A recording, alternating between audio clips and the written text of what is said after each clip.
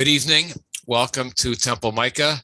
Welcome to the latest in our continuing series with our medical experts on how we as a community, we as individuals, we with our families are dealing with the COVID crisis, the ongoing COVID crisis pandemic. Our theme for this evening is COVID-19, where do we stand today?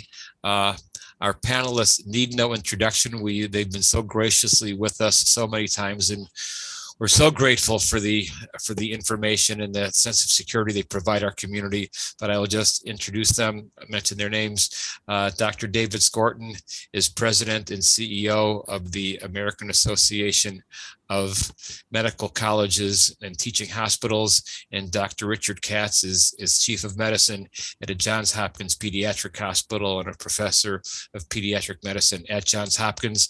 I will turn the evening over to them. They will have this conversation with each other on COVID, but also you are invited, all of you who are with us, to put your questions into the chat box, and as time allows, we will forward the questions to our two guests. Thank you all for being with us, and especially thank you to you, our two favorite doctors of Temple Micah. The evening is yours. Thank you, Rabbi, and thanks everyone for being a part of this tonight. And I want to start by thanking my colleague, Dr. Richard Katz, not only for what he does in these webinars, but for what he does every day for the community. Thank you. I want to start out with a unfortunate disclaimer, and that is that I'm assuming many of you are struggling with understanding this new variant, Omicron variant. I want to talk very, very briefly about this concept of variants, but I want to start out by saying that unfortunately, some of our answers to some of your questions tonight are going to be consisting basically of we don't know yet. We have some educated guesses, emphasis on the word guesses, and that we all need to be patient with each other until data that we can really use clinically comes in. And until we have that certainty of data, which we do not have today, we do not have on December 9th, asking everyone to be patient and to go back, as we often do in life when there are struggles, to first principles, whether those first principles are religious or philosophical or personal. And the first principles in a public health emergency, which we continue to have a public health emergency in the country and around the world, the first principles are the things that we've come to understand. Use masks and use the right kind of masks. Social distance from each other, especially when you're in settings where you don't know the status of folks around you. If you haven't, please, please, please get vaccinated and boosted. And finally, err on the side of caution in every decision that you make as we try to find our way through. So a quick comment about nature. When I was in med school at Northwestern University in Chicago, which was in the very early 1970s, we were rejoicing in the strength of antibiotics and the very, very early beginnings of thinking that we'd be able to treat viruses in some fashion. And some of us focusing on heart disease or cancer thought, maybe we're not going to have to worry too much about infectious diseases anymore. And a very wise professor of infectious diseases at that institution in those days said to one of us at a class meeting, you may build a better mousetrap, but nature will build a better mouse. And it's evolution. It's what Darwin was talking about. These creatures, these viruses that depend on hosts, depend on us to spread. They are developing a better mouse, so to speak. And this new variant is baffling in its structure.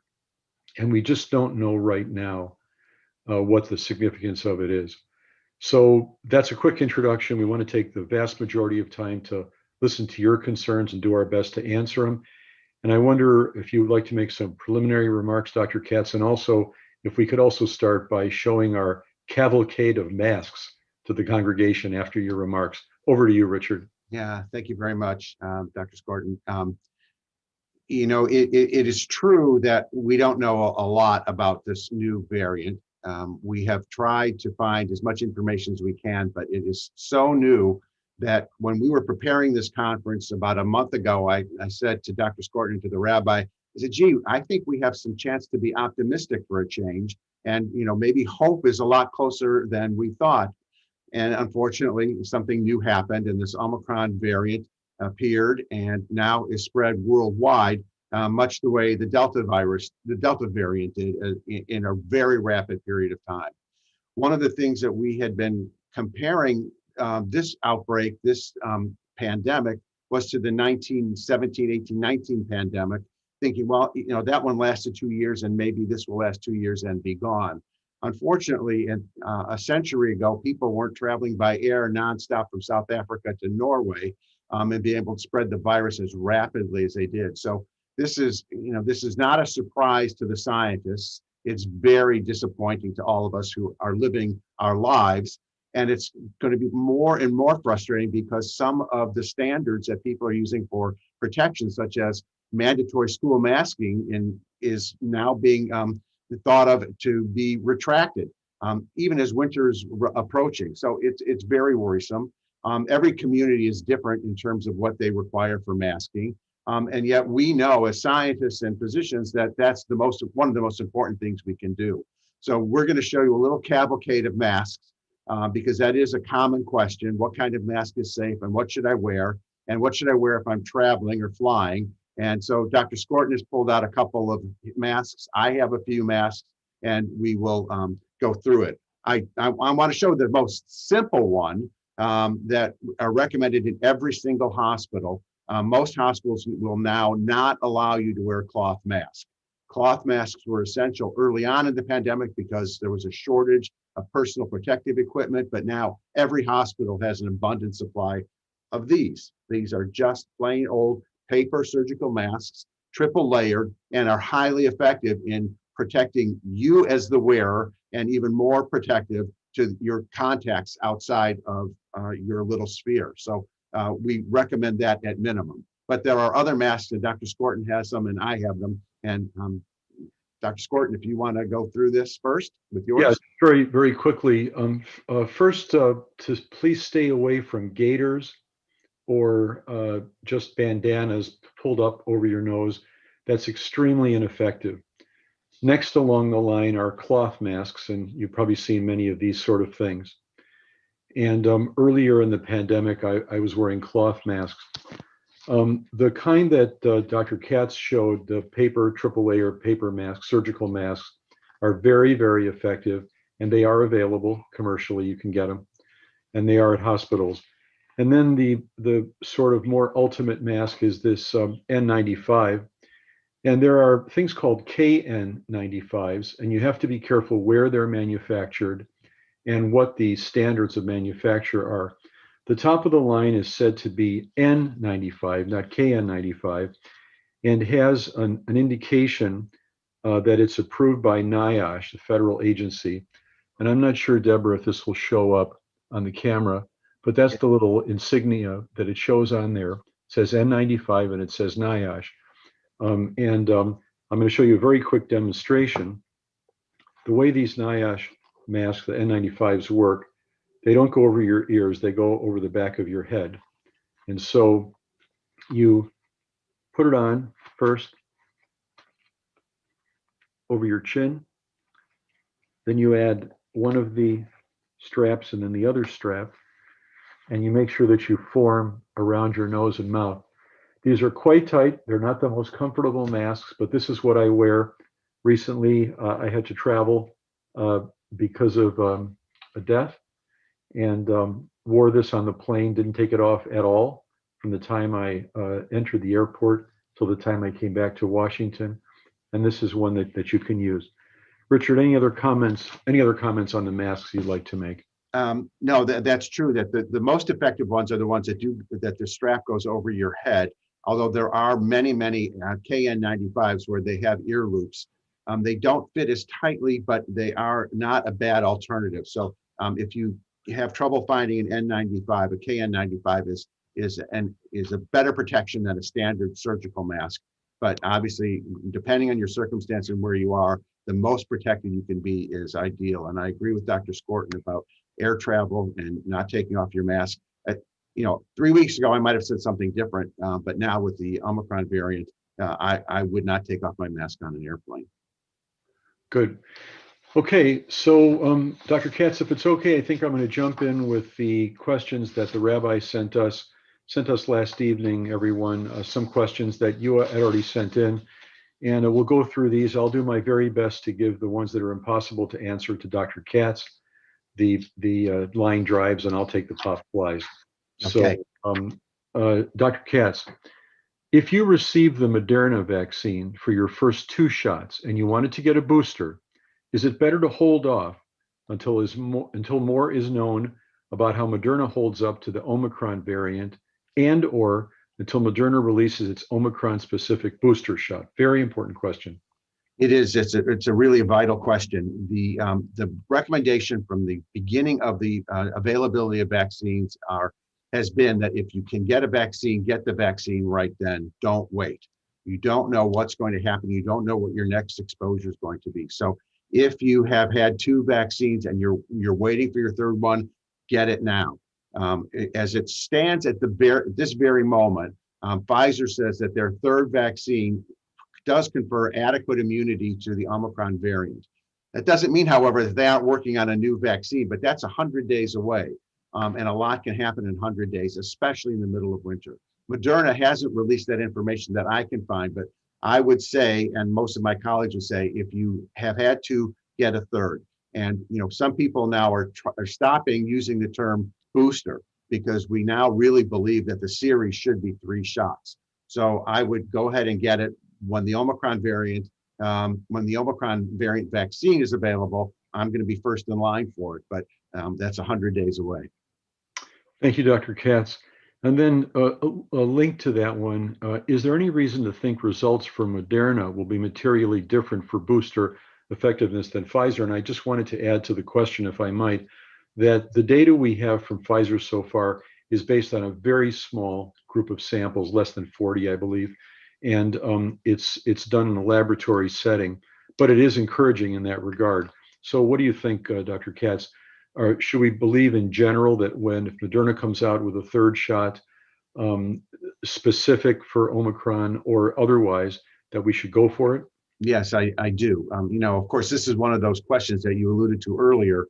Do we really know for sure? We don't know for certain, but based on the past year of vaccines, the Moderna vaccine has followed pretty closely in its effectiveness to the Pfizer vaccine. So I think there's no reason to not get a vaccine. Thank you, Dr. Katz. I'll take this next one. The question, these are great questions, by the way. Thank you. This is what makes these webinars worthwhile. What data is available on how much better your protection is after getting a booster versus just being, quote, fully vaccinated? And then the questioner asks versus Delta versus Omicron. It's a really great question. First of all, most of what we're seeing right now is still Delta. And Omicron is spreading. I think it'll be all over the place, and it's very transmissible, apparently. But we're seeing a lot of Delta right now in the genome sequencing that we're seeing in hospitals all across the country. And what made us get boosters, what made me get a booster, is I had my original vaccinations. The second one was in February, so 10 months ago.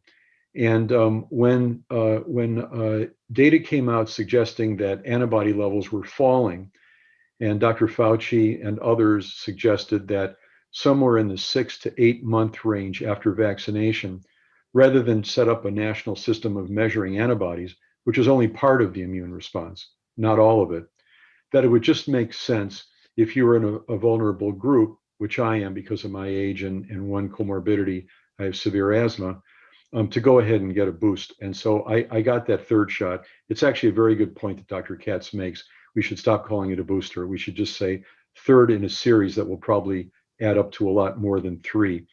So we believe, based on that data that I mentioned, and also just based on logic, that if antibody levels were falling, and we had at that time a very rapid spread of Delta, that it made sense.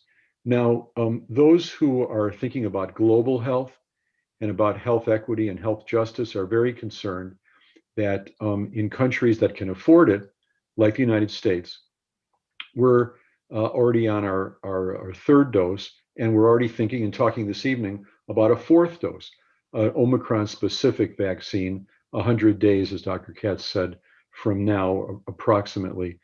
And it's heartbreaking, and it's not just global, it's also within our country. There are communities that are not being reached. Nonetheless, I believe if it's possible to get that extra dose, it's a very good thing to do.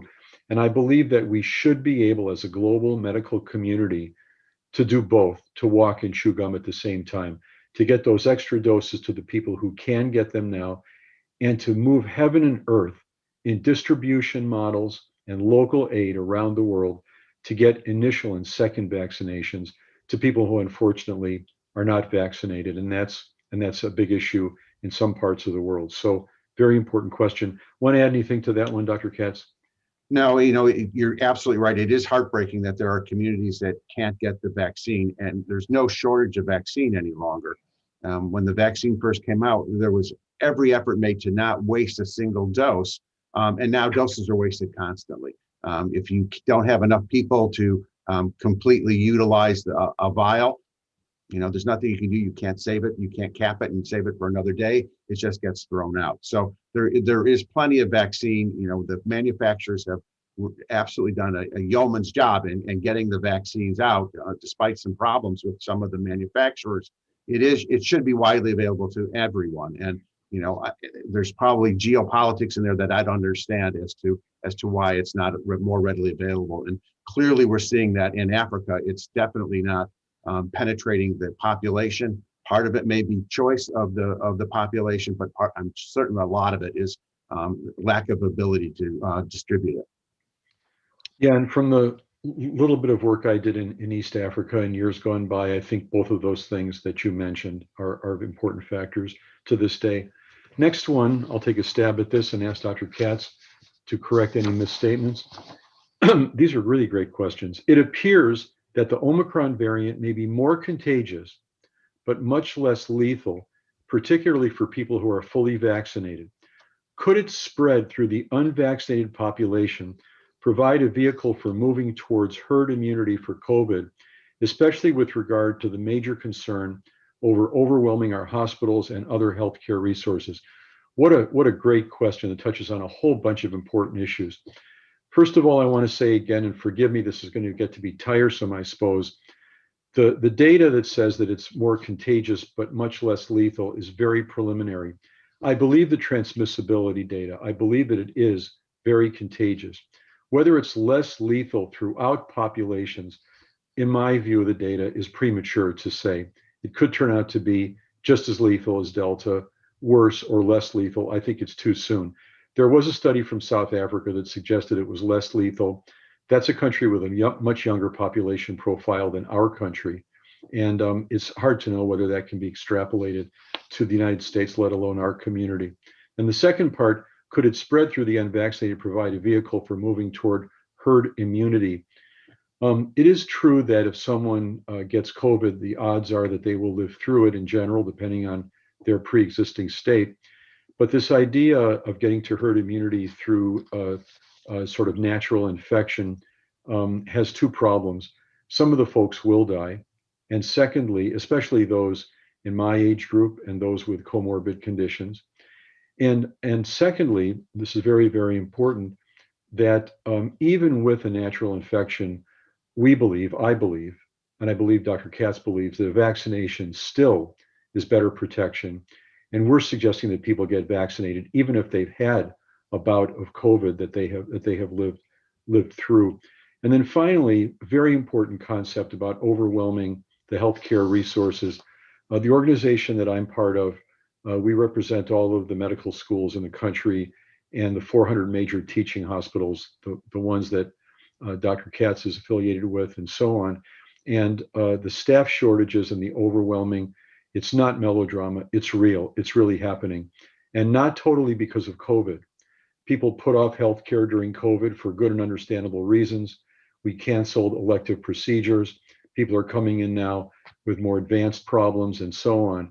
And so it is true that there is overwhelming, there is burnout, and there are staff fleeing the medical profession right now because of these problems. Dr. Katz, your thoughts? No, I completely agree with you. The concept of herd immunity, I think, sailed quite some time ago as that being an effective way to end this virus.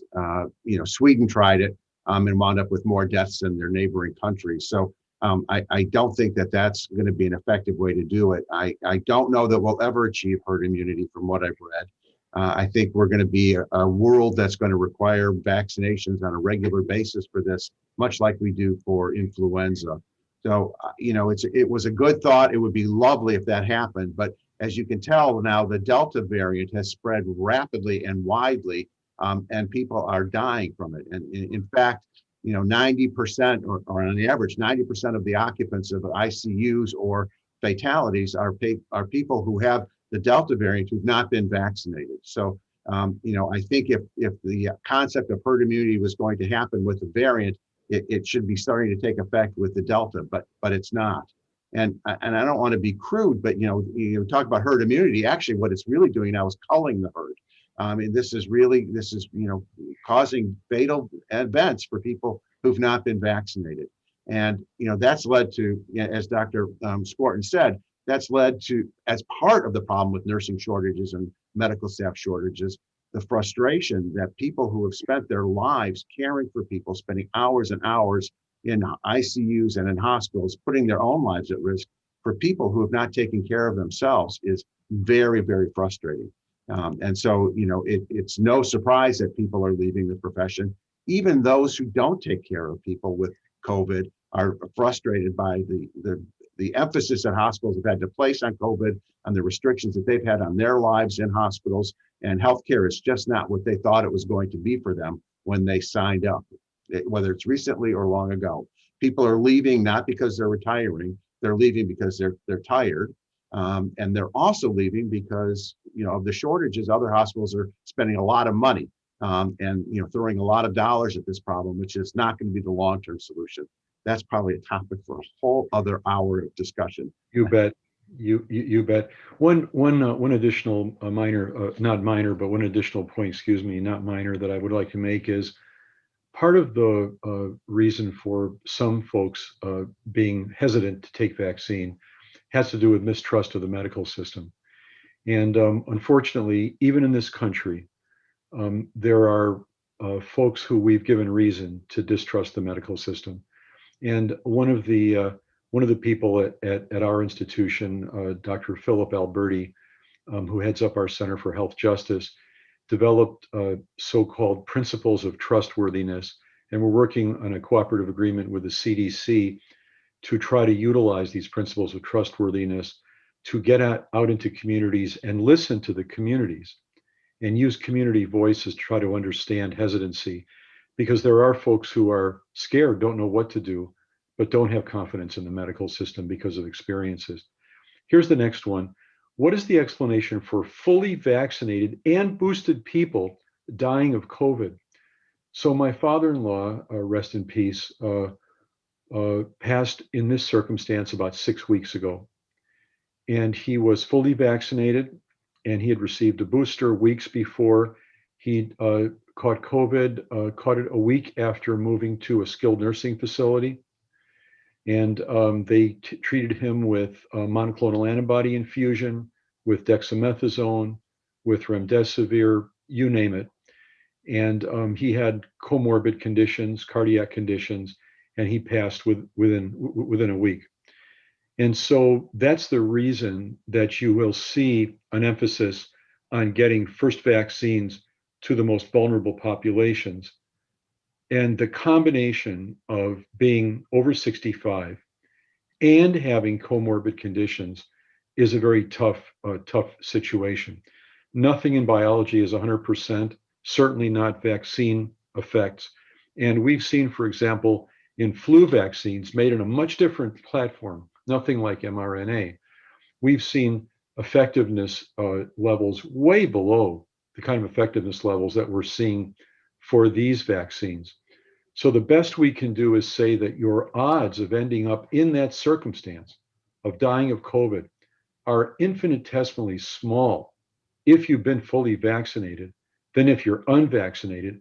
And the best data for that is the data that Dr. Katz just cited in his own experience, and that is 90% of those in the ICUs dying of COVID are in fact from the unvaccinated population. So don't despair. Vaccine does work. Don't fail to be vaccinated and get a third shot, because it does greatly lower the odds of serious illness or death. Now come to some really tough ones. Dr. Katz, these are all yours. So the next one. At this point, our entire household is fully vaccinated, except a 3-year-old. Going forward this winter, how should this fact affect our calculations about the risk of indoor gatherings, group meals, air travel, etc.? And then I'm going to add one more just to make your life a little harder. Dr. Katz, my apartment building management has lifted the inside mask mandate for our building. How unsafe am I riding the elevators and walking in the public spaces of my building? 2 for you, Dr. Katz. Well, thank you so much. I can, let me tell you a story. I too have had to attend a Shiva in the last month. My 105-year-old mother-in-law passed away, not from COVID. And we had a Shiva at my sister-in-law's house. My daughter, who has a 3-year-old son, who was the only one not vaccinated, made sure that every single one of us wore a mask when we were all together, that we wore a mask except for when we were eating, even in her apartment. She had signs everywhere, please wear a mask. We went to CVS and bought 100 masks for everyone who came. My sister-in-law bought a HEPA air filter for her apartment. She lives in a high-rise in Lake Michigan in Chicago, and had the balcony door open. And we all froze, but we had air circulating around. We had a HEPA filter, and everyone wore a mask except when eating. So, you know, that was my recent experience, and that was just before Omicron. And so I would say that I think it's even more important that one has to do that now and be very cautious.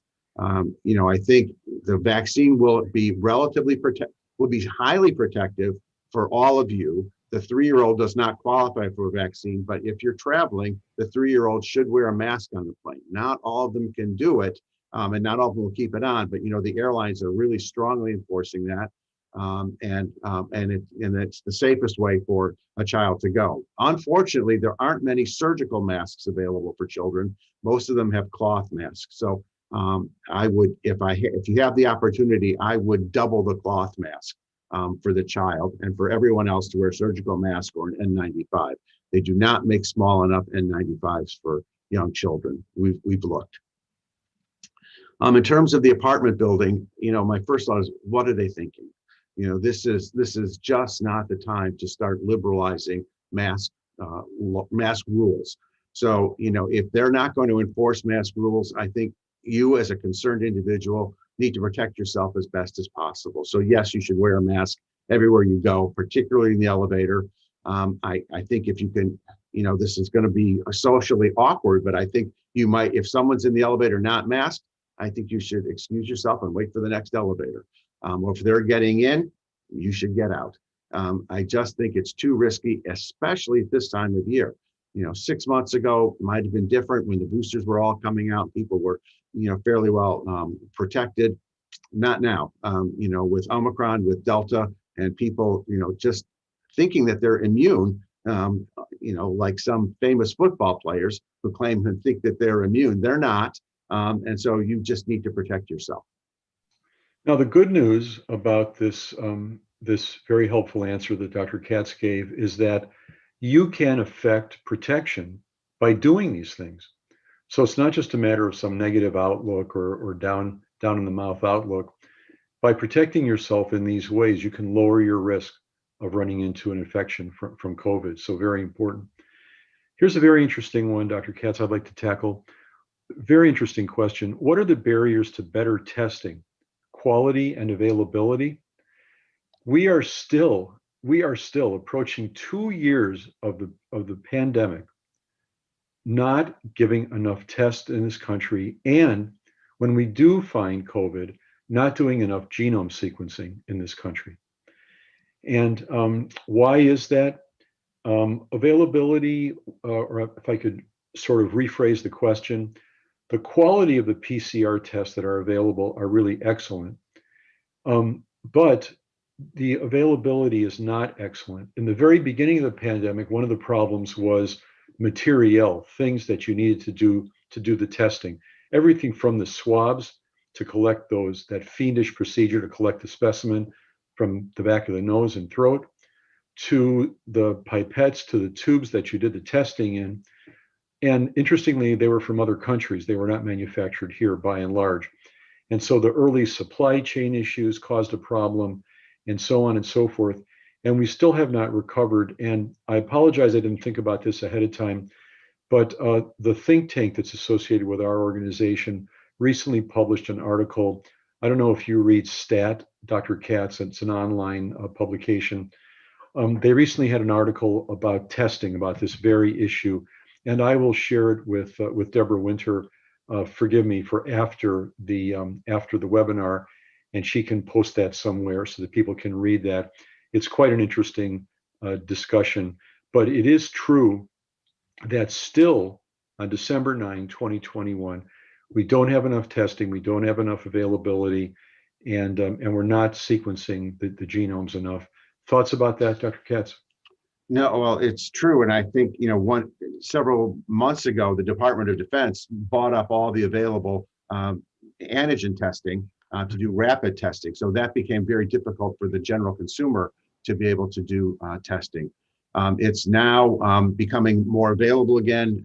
Universities have vending machines. The University of Maryland medical system is going to start putting in vending machines for people to do self-testing, to be able to do their own monitoring. For several reasons. Not only were the tests difficult to find, but getting the personnel to do the tests was also difficult. It really took away, from hospital systems, it took away, people who could be at bedside performing, routine care, and now they're relegated to testing centers and thousands upon thousands of tests. So that's all gotten a little bit better. But the number of test materials itself is not yet good enough. And that's absolutely true. And it's not rapid enough. Even if the test can be done in a few hours, the logistics of making sure that gets into the right computer system, sent to the right place, is also very, very difficult. There are, too many steps along the way, and many of them get lost. So we're often, I have one of my advanced practice nurses spending hours trying to track down some of these tests, which is a significant waste of skilled person power. Very, very, very sorry to hear that. By the way, I noticed that Deborah has so far posted 6 in the chat, and we're very close to finishing the questions that were sent in ahead of time. So don't give up on us. We're going to get to, I think, all of them. We're only halfway through. Here's a question I'd like to take a stab at, Dr. Katz, and then ask you for commentary. What are the main reasons for the CDC's management issues problems? So number one, I think under a series of constraints that I'm going to describe in a moment, I think the CDC does an enormously good job. And I, for one, I would only speak for myself, I depend on information from the CDC, and I have for decades, not just during the pandemic. And there are highly trained, fabulous professionals at the CDC who are the best at what they do.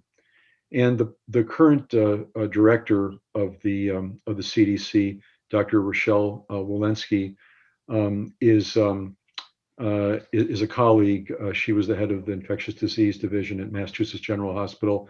I'm going to digress real quick to tell you a quick vignette. How stupid can David Skorton be? When she was named, I got a hold of her and asked her, forgetting that the CDC is in Atlanta, I said, would she like to join Temple Micah?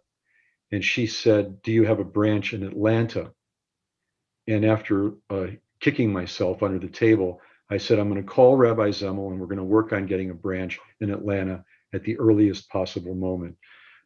But the point I want to make is that our country has so underinvested in the public health infrastructure. It's a nightmarish underinvestment for a country with the resources that we have. And the worlds of healthcare on the one hand and public health on the other do not work together as much as we ought to be. And I take my share of the cause of that, of the blame for that. And we need to invest more in the CDC, need to invest more in local and state health departments. And that's the only way that we're going to do a better job of preparing for the next pandemic. Other thoughts in that regard, Dr. Katz? Well, I think your last comment is the one that touches me the most, in that many local health departments are under significant political control. In Harford County, Maryland, the physician who was the head of the Harford County Health Department was excused from his position because politically it didn't fit with the motive of the county executive and the county board. That's unconscionable. That's just unconscionable. Public health is a public health issue, not a political issue. And you're right, we vastly underinvested in it. Cities do not have enough manpower to do contact tracing, to staff clinics, to staff school clinics, things like that. It's very difficult. And unfortunately, they're relying on local hospitals to provide a service that really should be a public service provided by the governmental agencies. Thank you, Dr. Katz. Now, in order to get to the chat, I'm going to do a speed dating thing for you in the next two questions. These are questions that you should be able to answer very quickly. So this is sort of speed questioning. How long will the booster be effective? By the way, can I swipe right or swipe left on this? Is that one of those things? The booster is thought to be effective for about 6 months, and then you would need another one. And so there are some of us who got our boosters early who are thinking that it's time to get it again. And it's not been made generally available, but yeah, it's going to be necessary. And I think, as I've said to people, if I had to take a booster every 2 weeks, I would. I have such faith in the virology and the science of how these are made that I have no worries about complications, but I do want my levels to be high. So yeah. I agree. Number two, speed dating question. When will we know the full picture on Omicron? Question of the hour. Okay, so that's a good question for which there is no good answer at the moment. I think we've discussed that's going to be an answer in progress. And then finally, the last of the pre-questions, and this is right up your alley, the age group, everything. It's got Katz written all over it. The talk about boosters and the COVID-19 vaccine being potentially a 3-shot vaccine has left out one group of the vaccinated who are at the 6-month mark, 12 to 15-year-olds. We're hearing very little about immunity in this group. They're back in school. What are your thoughts about this group and their protection? Well, first, Pfizer was approved yesterday, I think, for children ages 15 and 16. So that's a good sign. That means that they've gotten their data from their research studies, which should follow is younger age groups in clumps. So probably the 12 to 15 are next, and then it'll be, or 11 to 15 probably be next, and then 5 to 11 after that. So that's a good sign that it's very effective and that it's very safe. One of the reasons things are slower with this is that in general, children are not getting severely affected by the virus. They are getting the virus. They are sick. There are large numbers of children being seen in the emergency departments, but very few are being hospitalized for having COVID, and certainly even fewer are in critical care units. So I think that you can feel safe, relatively safe, that children are doing well. They will continue to do well even if they get sick from COVID, but that the vaccine should be coming. And it's just going to be a matter of how fast they can collect and analyze the data from the groups of children they're testing. Thank you, Dr. Katz, for your excellent job answering those 150 questions. And your reward is we have more questions. Thank you. First something declarative, very helpful from Deborah Winter. Doesn't she do a great job for all of us? I mean, it's really quite astounding. She mentions that the branded Temple Micah masks are 3-layer cloth masks, worth noting. Okay, here come the questions. How does the J&J vaccine fit in? If you've had J&J and then a Moderna booster, should you also be looking for a 3rd shot? I actually don't know the answer to that, Dr. Katz. Do you? No, I don't. I was trying to read up some more about J&J today, and there's not a lot that's available to the public. So I don't know the answer to that at all. I have an inkling that you probably would want to get a Moderna booster again, but that's all I know. Is masking outdoors still necessary? So that's been a complex question for a while. If you're outdoors and not near other people, I don't think masking is necessary and hasn't been for a long time. If you're outdoors and around a lot of people, I think masking is necessary. And then you just have to use your judgment what it means. So I'll tell you what I do, and then Dr. Katz, please criticize it and make it better. We live in Georgetown. When I take a walk, which is my main form of exercise, around the side streets where I don't see very many people, I don't wear a mask. When I walk down Wisconsin or M Street and I literally bump into crowds of people, I wear my mask. Other thoughts, Dr. Katz? Well, I mean, I think that's a prudent selection of choices of when and where to wear a mask. The most troublesome part of outdoor activity now is tailgating and football games and Super Bowl, and those could possibly be super spreader events. It's one thing to be going to a symphony concert where they're checking you and you're not you're cheering sometimes, but most of the response is very quiet and sedate. But at a football game where people are drinking and cheering and spraying their virions all over, I think it's probably a mask may not even be enough. But I would definitely wear a mask at a football game, although you will probably be in the minority from what I can tell by scanning the crowds. But walking down the street alone or with another few people, it's perfectly fine to not wear a mask. Now, Dr. Katz, I believe you would agree with me that what strikes fear into the heart of someone doing a webinar of this type is a question in the chat from Rabbi Zemmel. And we have not one, but two questions. Do we have the prerogative of not answering? Well, you were his close acquaintance in Chicago. And even though he and I were in Chicago at the same time, we didn't know each other. And I'm afraid of Rabbi Zemmel, so I'm going to put these in play. I do want to comment that we did ask Deborah not to allow the rabbi to have chat privileges, but he seems to have evaded control yet again. First question from Rabbi Zemmel.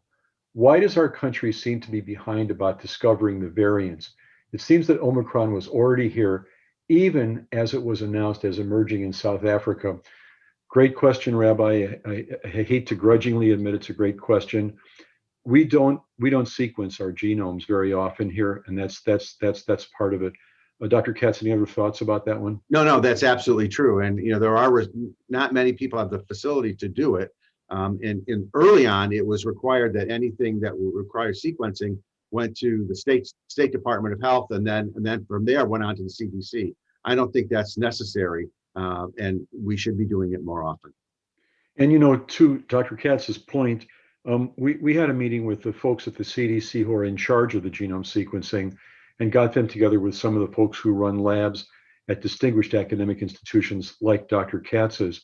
And there are some good sequencing capabilities at academic labs, and not all of them in the hospitals, actually, some in School of Medicine labs. Okay, second question from the rabbi, and these are tough questions. I mean, they really are unfair, I would say, but tough.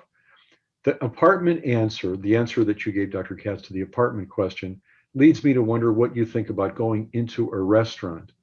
And similarly, from a congregant, how safe, if at all, do you personally feel going into a theater with masked patrons, but no distance seating? I'm extremely, extremely conservative, maybe to a fault, possibly to a fault because of my age, I suppose. I don't know what it is. Maybe when you see some bad outcomes, you get more conservative. I, in general, have not been going indoors in restaurants. I've been trying to eat outside. It's a little chilly now for my taste. I grew up in Los Angeles. This feels very cold to me. I have a couple of times gone into restaurants where there were literally no other patrons in there.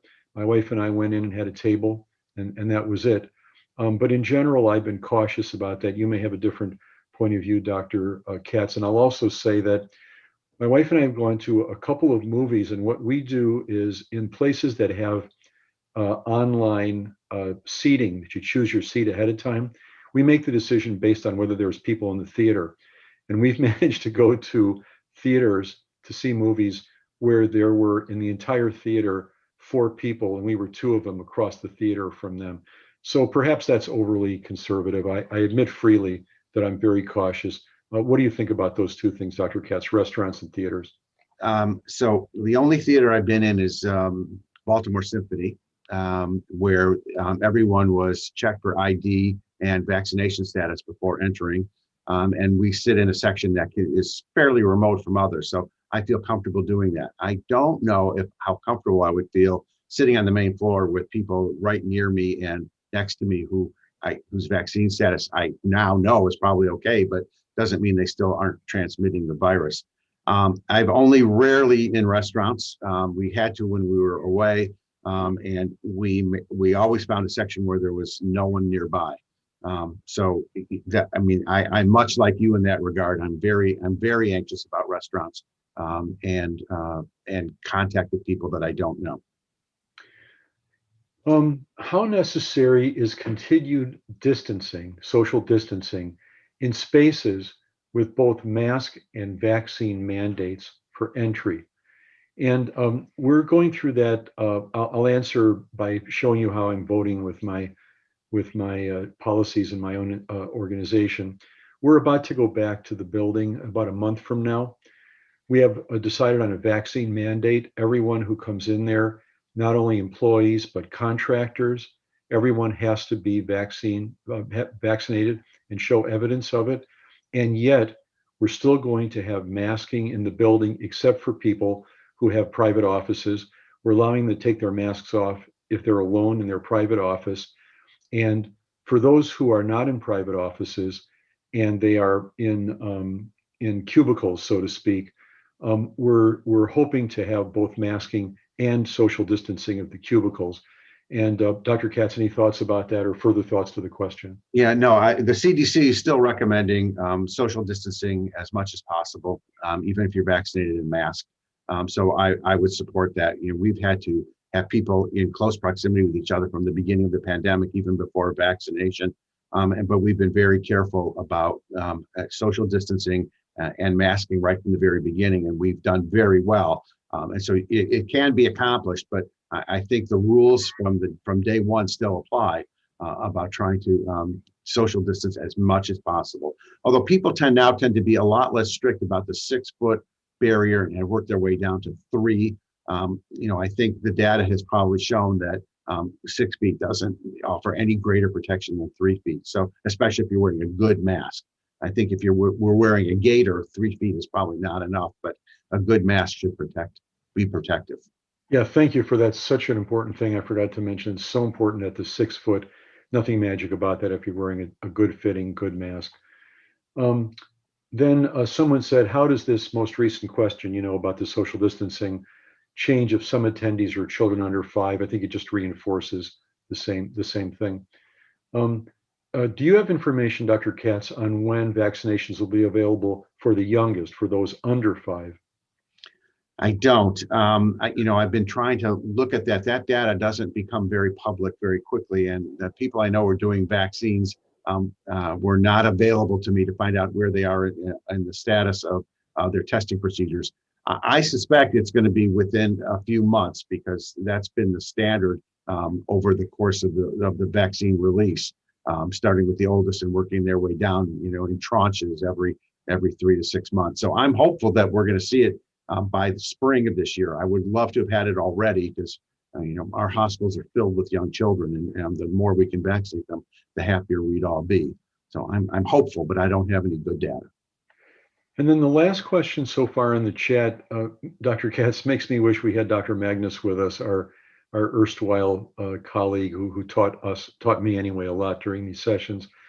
I wish he was here to answer this one. Given the ability of the virus to mutate to ever more contagious variants, is it reasonable to predict that eventually all of us will catch some form of COVID? I don't have the background to answer that very well. It's a very interesting question. Dr. Katz, any thoughts? No, I don't have the answer to that. I thought the question could be a little bit differently. I was asked today, how many more variants will there be? And I said, well, how many letters in the Greek alphabet? And then, we'll go through them. So I don't know that if the likelihood is that we'll all get infected with some variant. I don't know. Now we have. Oh, excuse me. We were just very close to the finish line, and Richard, I'm going to ask you a quick multiple choice question. An additional question just came in. Do you think it was from A, a congregant, B, someone watching who got this link, or C, Rabbi Zemmel? Any thoughts on what this before I tell you? C. Yes, you are correct. It is C. Do you recommend testing in advance of family visits or other types of gatherings? 3 weeks ago, I would have said probably not absolutely necessary, but now I think it's probably necessary, especially if someone has recently been diagnosed with the disease. I think I would test. And if they're vulnerable populations that you're visiting, for sure. Thank you, Dr. Katz. I think we have gone through all of the previously submitted questions and all of those in the chat, and we have 9 minutes left. So I would say this is time if you want to make any closing thoughts, Dr. Katz, any additional words of advice. Every piece of advice you give us is hugely helpful. Any other thoughts going forward during the holiday season, during a season of family gatherings and so on? Any final thoughts you'd like to share with those on the webinar? Yes. So the numbers of hospitalizations are increasing again, and maybe it's even exponential. Hospitals now are becoming filled with patients with Delta variant. In mostly of people who have not been vaccinated. This probably happened as a result of Thanksgiving holiday travels, close gathering, and disregard for the standards of social distancing and facial masking. We have 2 more holidays coming up that are likely to be spreader events again.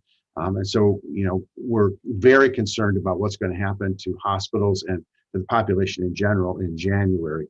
So I would say that if you're traveling, and most people have made plans to travel already, I'd be extraordinarily careful. As we talked about, I would be masked as much as possible, try to minimize contact with sick people, and make sure that everyone that you're in contact with has been vaccinated. The problem is that there are people who aren't truthful about it, and will, as we have seen in the news constantly. So I would just be very, very cautious at this time of the year. You're muted, Dr. Skorton. Thanks. Not only do I thank you for that closing, but for all your answers, all the things that you do. The only thing I would add at all to your wisdom is that there are a lot of reasons to be long-term optimistic. We have this fantastic platform of mRNA vaccines that allows investigators and pharmaceutical companies to quickly put other things online. I think we will be equal to the task of eventually turning this into an endemic disease. It's not going to go away completely. There's a lot of reasons in the long run to be optimistic. Just please be cautious now. Thank you very much, Dr. Katz. And with your permission, we're going to turn it back to Dr. Rabbi Zemel.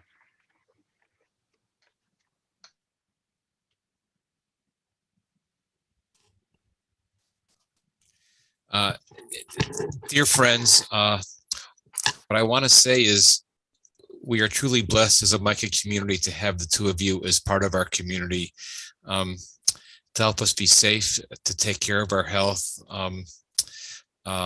You're really, really a blessing for us. And as we close out 2021 and are about to turn the door and open the door to 2022, I was hoping to say maybe this would be our last time that we would ask you to have a discussion with us, but I'm afraid it probably is not true. So I will thank you in advance for your generosity when I come knocking on the proverbial door sometime early in 2022 to come teach us and reassure us again. I know we all feel better being in your hands. So now, as I say thank you, I'm also going to say thank you to our my wonderful colleague and dear friend who really beautifies our lives.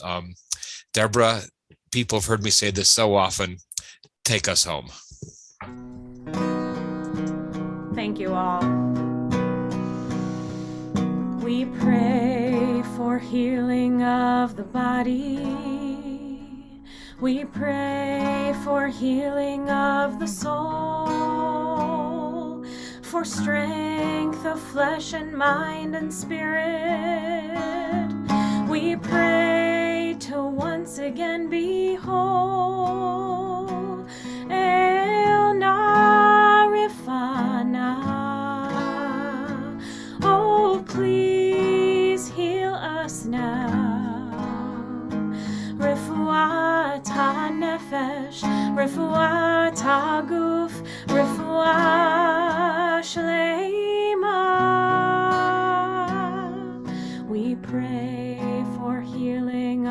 all people.